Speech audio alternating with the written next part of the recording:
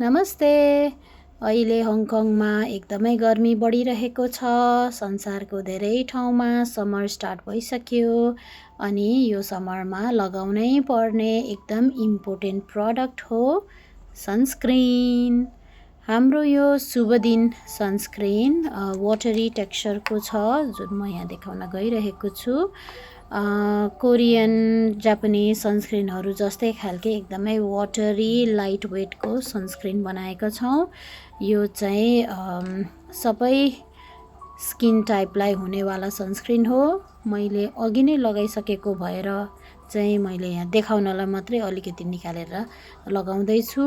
यो चाहिँ एकछिन यसो मार्ने बित्तिकै स्किनले मजाले एब्जर्ब गर्छ, च्यापच्याप फिल पनि हुँदैन अनि त्यो वाइट कास्ट सेतो भुत जस्तो पनि बस्दैन है। कति सनस्क्रिनहरू हुन्छ कति माडी राख्नुपर्ने अनि कता कता लगायो भनेर देखिने, त्यो सेतो मात्रै होइन निलो निलो देखिनेवाला हुन्छ। यो हाम्रो सनस्क्रिन चाहिँ त्यस्तो हुँदैन, इजिली एब्जर्ब हुन्छ अनि इन्डोर आउटडोर तपाईँ जता काम गर्नु भए पनि एभ्री डे चाहिँ लगाउनु पर्ने प्रडक्ट हो सनस्क्रिन। यदि अल्छी लागेको छ, कतै जानु छैन म आज भने पनि घरभित्रै बस्दाखेरि एउटा प्रडक्ट लगाउनुहुन्छ भने सनस्क्रिन लगाउनु होला।